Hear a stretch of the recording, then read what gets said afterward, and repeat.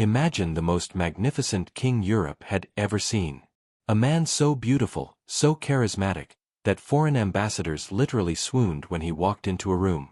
He could dance ballet for 6 hours straight without breaking a sweat, hunt wild boar all day, then stay up until dawn writing poetry that made grown men cry. Versailles was his stage, and he was the sun itself, shining with divine perfection. But here's the part no textbook will tell you. That same king, the golden god of France, ended his life as a rotting, toothless, stinking mass of flesh. His courtiers wore perfumed masks just to stand in the same room. Diplomats fainted from the smell. And when his body finally gave out, the decomposition was so rapid and grotesque that his coffin had to be sealed with extra lead because it kept leaking. This is not just the story of Louis XIV. It's the story of how absolute power tried to disguise absolute decay, and failed. And in the next hour, you'll see the shocking medical secrets, the hidden surgeries, and the gruesome details that France tried to bury for over 300 years. They called him the Sun King. A monarch so radiant, so dazzling in both body and spirit, that even hardened ambassadors would lose their breath in his presence. Louis XIV of France, the most theatrical ruler Europe had ever seen, was not merely a king. He was a performance, a vision, an entire world built around the idea of perfection. Picture Versailles in its youth. It is May of 1661, and a young Louis, only 23 years old, descends the sweeping marble staircase. He wears a ceremonial robe so heavy with gold thread it weighs 33 pounds, yet he moves as lightly as a dancer on stage. Mirrors imported from Venice catch the light, multiplying his reflection into infinite suns. The afternoon rays pour through crystal windows, gilding his figure as if heaven itself had chosen him as its vessel on earth. 5,000 courtiers hold their breath. Even from 150 feet away, his voice, deep, resonant, commanding, carries without strain. His blue eyes are described by those who witnessed them as celestial fire, a pair of shooting stars that seemed to pierce into one's soul. And Louis reveled in this. He lived for the spectacle, for he knew that monarchy, like theater, required audiences to believe in the illusion. Versailles itself was constructed not merely as a residence but as the grandest stage in Europe. Every corridor, every marble floor, every gilded ceiling was designed to magnify the presence of its central actor, Louis XIV, Le Roi Soleil. Yet Louis was not only beauty without substance. He possessed talents that astonished even his detractors. By his 20s, he spoke 5 languages, French, Latin, Italian, Spanish, and German, with effortless fluency. He could outfence the finest Italian masters and outdance professional ballerinos. On some evenings, he would perform ballets himself, dancing for 6 straight hours without a trace of fatigue. And when the stage dimmed, he would retreat to his study, where he wrote verses so lyrical that they moved even the British ambassador, famous for his unshakable reserve, to tears. This was not merely a king. He was Europe's most accomplished man. Records reveal that Louis consumed 4 full meals and 3 snacks daily, yet his physique remained muscular and athletic. After hunting wild boar for 8 hours through dense forests, he would still have the energy to dance until dawn. His memory bordered on the supernatural. He recalled not only the names of over 3,000 nobles at court but also the details of their families, triumphs, and tragedies. Courtiers marveled, and trembled, that he might summon any one of them by name at will. Louis's appetites extended beyond food and exercise. His charisma, that strange and intoxicating aura, drew people into his orbit with irresistible force. Servants whispered that he entertained 12 lovers in a single month, and ambassadors confided in letters home that his presence was so magnetic it unsettled even rivals. When he entered a room, conversation ceased, breath quickened, and a strange silence fell, as though everyone understood instinctively that a god now occupied the space. It was during this time that Louis perfected the daily rituals of monarchy that would become legend. In the morning lever ceremony, more than 100 nobles fought over the honor of helping him dress. One might hand him a silk shirt, another, a jeweled mirror, yet another, the privilege of pouring washing water into a golden basin. In the evening coucher, noblemen jostled and pleaded for the right to extinguish his bedside candle. The smallest gesture from the king became a currency of status. To stand close to him was to drink from the well of divine favor itself. Behind this splendor lay a deeper truth. The 17th century was an age obsessed with image and ritual. Absolutism was not enforced by laws alone but by theater. Louis understood that monarchy must be more than governance, it had to be performance, a daily enactment of divinity. And so Versailles became a theater of power, where nobles were reduced to actors, their lives revolving around the endless choreography of serving one man. When Louis walked through the Hall of Mirrors, his figure was reflected dozens of times, a calculated illusion that multiplied his presence. The very floors beneath him had been imported marble, chosen so that his footsteps would echo with imperial authority. Every detail whispered the same message: here walks not a man, but a son. And yet, even in these golden years, shadows crept along the edges. Louis's dazzling body concealed small but disturbing truths. Courtiers noted, discreetly, that he consumed food with almost compulsive abandon. Physicians, in secret records, observed troubling digestive problems. His skin, beneath layers of powder, bore scars from stubborn acne. His breath, despite the sweets and herbs he constantly chewed, carried an odor that no perfume could mask. But who among them would dare admit such flaws? The illusion of perfection was too valuable, too necessary for the survival of monarchy itself. The courtiers continued to fight for the privilege of lacing his shoes, while the king himself continued to believe in his divinity. The Sun King, radiant and resplendent, seemed immortal. Yet, deep within, the first cracks had already begun to form. Small, invisible fractures in the golden statue. In time, they would widen into chasms. The body that embodied divine authority would soon betray him, revealing the terrible irony at the heart of absolute power, that even kings cannot escape the decay of flesh.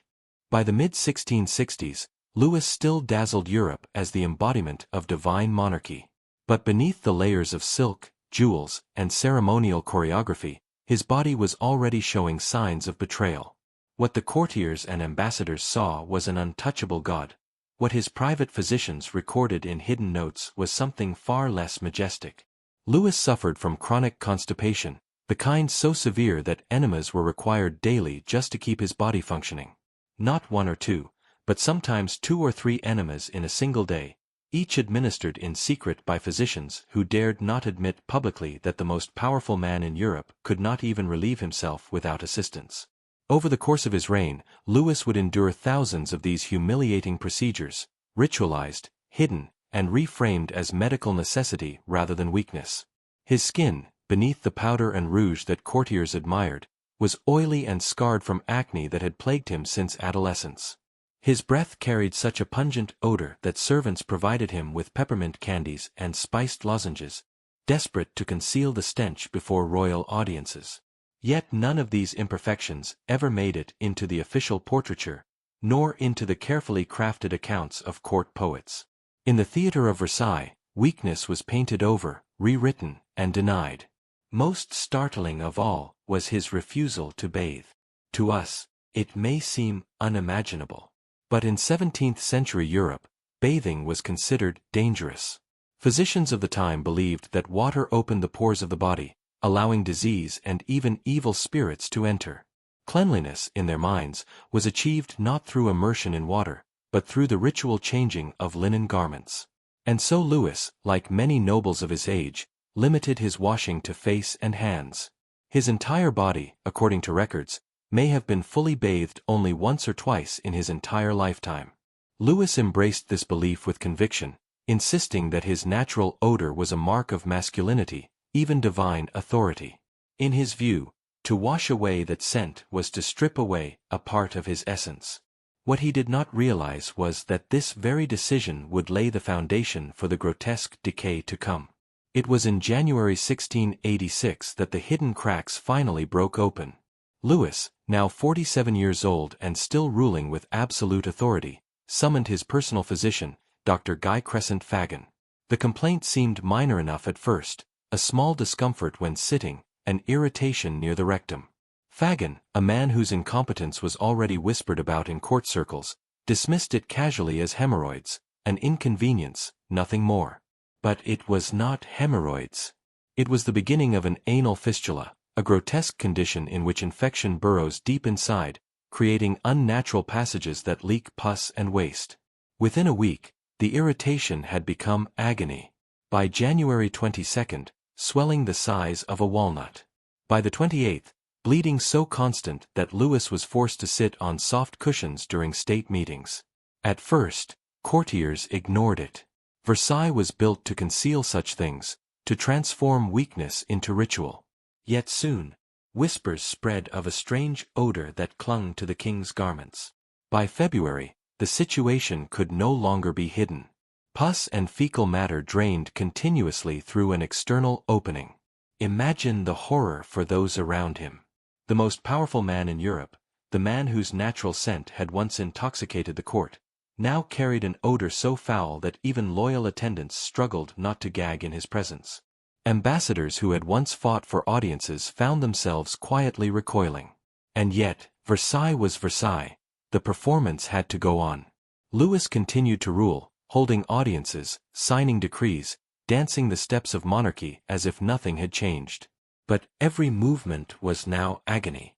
The Sun King, once radiant, was being eaten alive from within. And still, Louis clung to the illusions of perfection. Perfume was brought in, flowers arranged in every chamber, the stench masked as best as possible. But behind the curtains, the truth was undeniable. A golden god had begun to rot. This was no longer just a matter of discomfort. It was the opening act of a medical nightmare that would last for decades.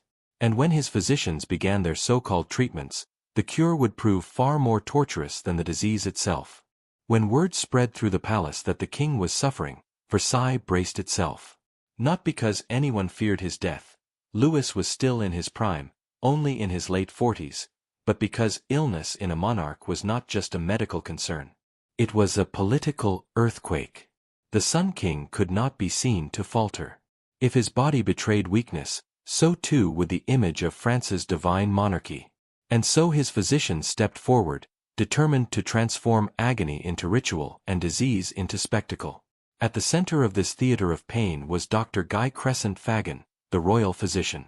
Fagan was a man whose reputation was built less on brilliance than on proximity to power. He had outlived many of his patients, and not by curing them. Yet Louis trusted him, and trust was enough. Fagan's treatments reflected the medical understanding of the era, an era steeped in theories of humors, corruption, and purging. To us, they look like barbarism. To Louis, they were the divine rituals of healing. The enemas multiplied.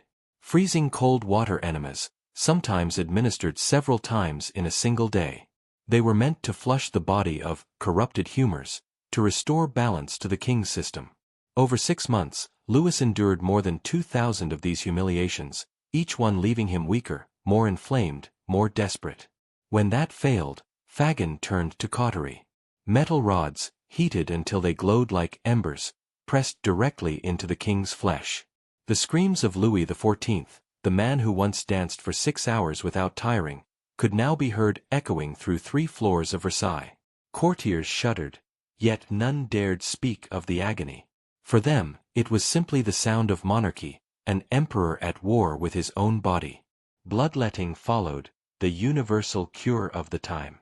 Day after day, 500 milliliters drained from the king's veins, each cut weakening him further. The theory was simple. Illness was excess, and excess must be removed. But each ritual of cutting only deepened his decline. And then came the alchemy of desperation. Remedies concocted from substances so bizarre they seem like parody. Bull's sperm mixed with wine, pearls ground into dust and swallowed, frog fat dissolved in brandy. Charlatans flocked to Versailles, peddling miracle cures to physicians too frightened to admit failure. Each grotesque potion was swallowed in faith, each more useless than the last. Still, the fistula grew worse. Still, the pus drained. Still, the odor spread. The king, once mesmerizing in his scent and grace, was now surrounded by a cloud of rot. Diplomats began writing back to their home countries of the unbearable stench, of the grotesque whispers that followed the monarch's every step.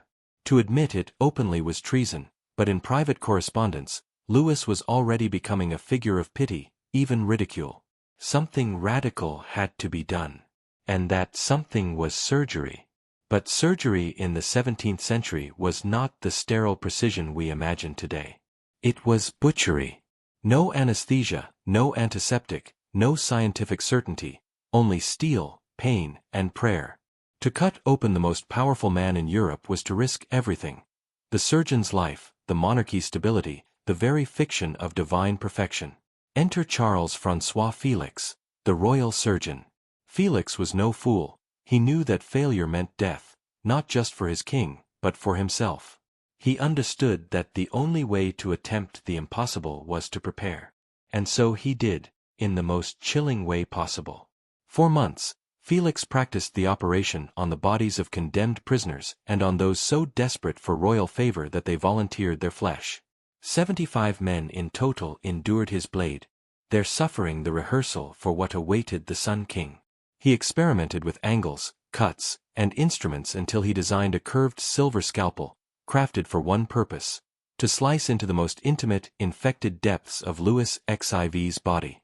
By late 1686, the decision was made.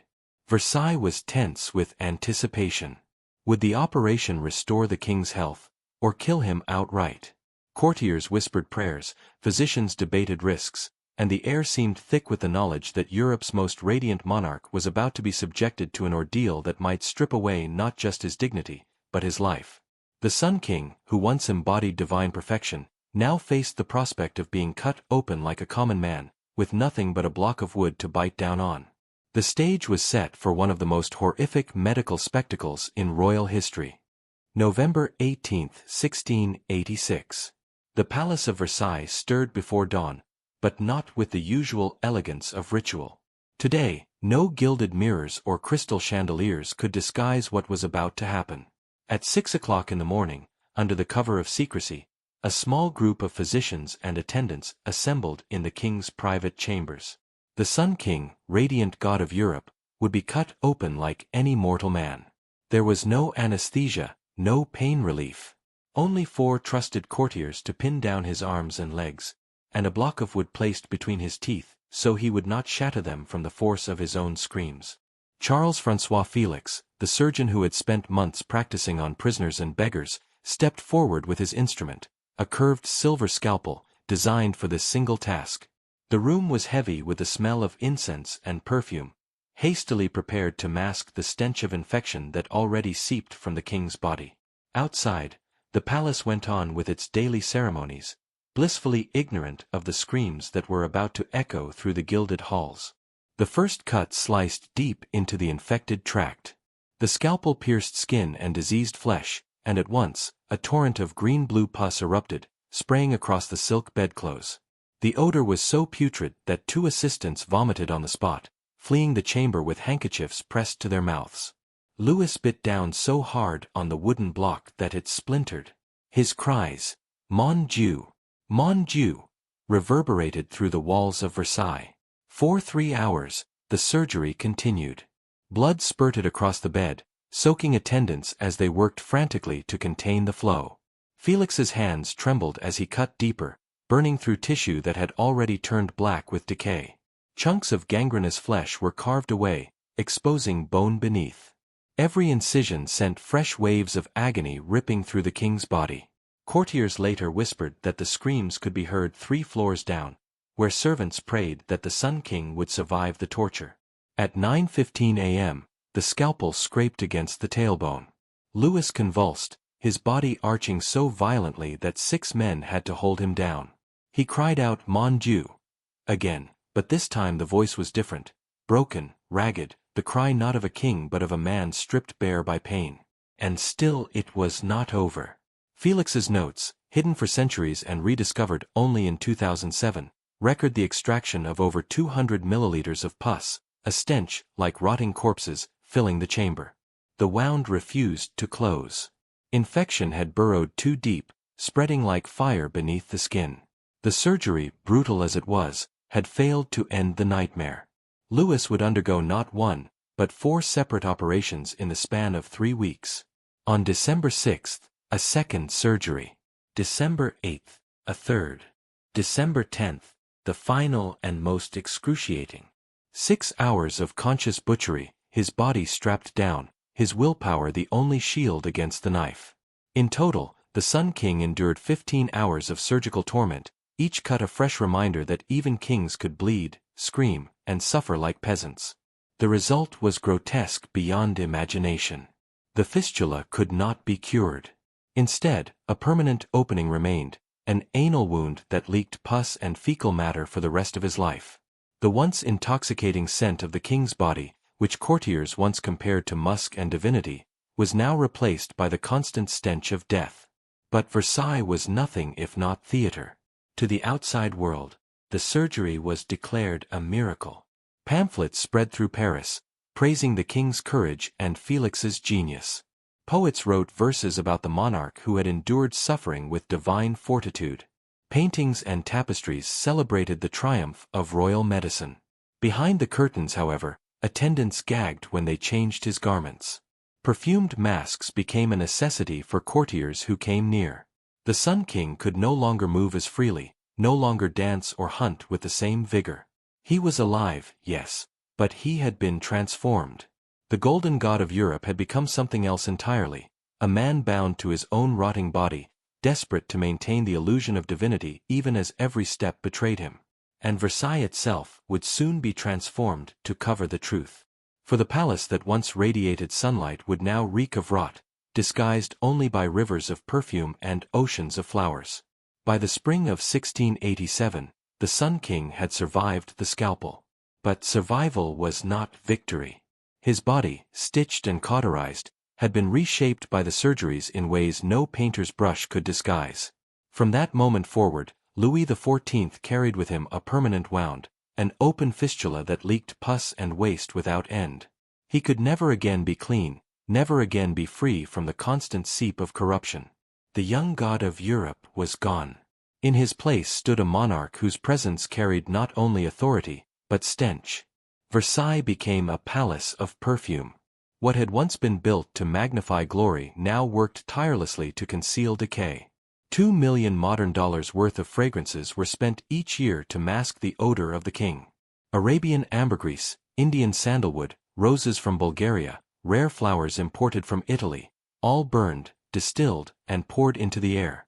Specialized containers called cassolettes filled chambers with scented smoke. Servants sprayed perfume onto furniture before the king sat, replaced flowers every 2 hours, and even infused food with aromatic oils so that each bite masked the rot of his breath. But no matter how many scents filled the air, the truth lingered beneath. Foreign ambassadors whispered home that approaching Louis was like entering a charnel house. The Venetian envoy wrote that he smelled worse than a battlefield tent. A Russian diplomat, less delicate, compared him to a pregnant cow in both movement and odor. And movement was no small issue. For the Sun King, once renowned for his athletic grace, was now changing shape. Years of surgeries, chronic pain, and inability to exercise transformed his body. By 1700, he weighed 265 pounds. By 1710, he reached 310. 6 strong men were required to lift him onto his horse. His throne had to be rebuilt 3 separate times, each larger than the last. Portrait painters, under royal orders, angled their canvases to conceal his massive bulk, while courtiers pretended not to notice the king's labored gait. Then came the catastrophe of 1693, the year Louis lost his smile forever. Dr. Antoine Daquin, one of the royal physicians, believed all illness originated in the mouth. His solution was simple and horrific: extract every single tooth from the king's head in one session. No anesthesia, no surgical instruments beyond crude forceps. Louis endured the torture fully awake. In the process, Daquin shattered his jaw and tore away a section of his upper palate. The result was nightmarish. With his mouth mutilated, Louis could no longer chew properly. Food and wine spilled out through his nose, gurgling grotesquely with each attempt to eat. His speech slurred into incomprehension. Saliva dribbled constantly from his lips, forcing courtiers to lean close, their nostrils filled with the stench of rot, just to hear his commands. The once majestic monarch who spoke 5 languages with godlike clarity now drooled and sputtered like a broken man. Versailles, ever the stage of monarchy, adapted. New rituals emerged to hide the horrors. Curtains were drawn strategically to shield the sight of attendants changing the king's soiled garments. Special pads were sewn into his clothes to absorb leakage from the fistula. Courtiers carried ornate pomanders, balls filled with herbs and perfume, to survive audiences. Protocols coded with silk ribbons warned of the king's state. Red ribbons meant he was in pain and not to be disturbed, white allowed approach but with masks, black announced his worst days of leakage. Still, the performance had to go on. The lever and coucher ceremonies, once dazzling spectacles of royal charisma, were shortened to half their length. What had once been glorious theater became cautious charade. The golden monarch had become a man of shadows and scents. Yet Louis would not yield. He insisted on being seen, on being obeyed, on ruling as if nothing had changed. His courtiers complied, terrified of breaking the illusion. But in private, many grew sickened. Some fainted during audiences. Noblewomen excused themselves abruptly, claiming sudden feminine ailments, rather than admit they were vomiting from the stench. Diplomats cut meetings short, or requested outdoor audiences to spare themselves. The irony was cruel. The king who had built Versailles as the most perfect stage in the world was now trapped inside a theater of rot. Perfume and ritual could disguise, but not erase, the truth. Louis XIV, once the most beautiful monarch in Europe, now smelled of death itself. And yet, the final act of this performance was still to come. For if the fistula and toothless mouth had transformed him into a grotesque parody of himself, his last years would reveal something worse. Disease was not finished with him. The rot had begun, but it had not yet claimed its final victory. August 1715. Versailles was quieter than usual, its courtiers uneasy. The Sun King had ruled for 72 years, longer than any monarch in European history. He was 80 years old, an unimaginable age for the 18th century, but his body had become a battlefield of decay. And now, the final assault had begun. It started as a burning pain in his left leg. Louis dismissed it as stiffness from sitting too long. His physician, the aging and nearly blind Dr. Fagan, declared it a trivial case of sciatica. But within days, black spots appeared on the king's foot. By August 15, the discoloration was spreading up his leg, and a new odor filled the chamber, one that even Versailles, with all its flowers and perfumes, could not disguise. It was the unmistakable stench of rotting flesh. The diagnosis, though never spoken aloud in the king's presence, was gangrene. Today, doctors know it as tissue death caused by poor circulation and infection. Then, it was a slow-motion horror that consumed its victim alive. By August 22, the flesh of Louis's foot was disintegrating. Servants changing his stockings recoiled as skin peeled away in their hands. On the 28th, his big toe detached entirely, leaving white bone exposed. Courtiers fainted at the sight, others crossed themselves, muttering prayers. The smell spread beyond the chamber, filling entire floors of Versailles. Guests approaching the palace gardens reported catching whiffs of the king's decay carried on the wind. And still, Louis continued to rule. Pale, trembling, reeking of death, he signed royal decrees, received ambassadors, and presided over state councils. To abandon the performance was unthinkable. If his body was falling apart, his authority must not. Foreign envoys described it with horror. "The French king dies by degrees before our eyes," wrote the Austrian ambassador. Inside the royal bedchamber, the reality was ghastly. 20 attendants worked in shifts, changing his linens every 2 hours as fluid seeped from the decomposing leg. Perfumed masks were mandatory. Curtains were drawn tight to hide the swollen, blackened limb that now resembled something pulled from a battlefield corpse. Chunks of flesh sloughed off daily, the wound expanding upward until his shin, his knee, and then his thigh were consumed. And all the while, Louis remained conscious. He endured the sight and smell of his own rotting body, a living witness to his decay. This, perhaps, was the cruelest fate of all, not sudden death, but the slow humiliation of watching his own divinity collapse into putrefaction. By the final days of August, The gangrene had spread into his torso. He struggled to speak, his once commanding voice reduced to a rasp. On September 1, 1715, at 8:15 in the morning, Louis XIV finally surrendered. His last words to his great-grandson were haunting. "Do not imitate me. I have loved war too much." But even in death, the grotesque spectacle continued. His corpse, already bloated by infection, decomposed with terrifying speed. Within hours, gases swelled his body so violently that the coffin had to be sealed with extra lead. During the lying-in state, mourners reported strange gurgling sounds from within, as though the Sun King's body continued its collapse long after life had fled. The official story, of course, was very different. Government proclamations declared that Louis had passed peacefully, after a brief illness, surrounded by loyal courtiers. The truth, the pus, the stench, the rotting leg, the body falling apart, was buried along with him. His surgeon's notes vanished into archives, some were destroyed outright. Evidence of the perfumes, the medical horrors, the desperate measures taken to disguise the smell of death, all erased, hidden to protect the dignity of absolute monarchy. But history has a way of unearthing what kings would prefer forgotten. Felix's surgical notes resurfaced centuries later. Autopsy reports revealed not only the gangrene, but also an enormous tapeworm coiled in his intestines, a parasite that may have fed on him for decades. The perfect monarch, who once embodied divine health, had in truth been eaten alive by infection, vermin, and his own physician's misguided cures. The irony is staggering. Louis XIV, who called himself the Sun King, who built Versailles as a monument to immortal glory, who demanded obedience as if he were a god, died in a manner more degrading than the lowliest peasant. His courtiers had to flee from his smell, his body disintegrated while he still breathed, and his death became a grotesque reminder that no power, however absolute, can escape mortality. And so the legacy of the Sun King is twofold.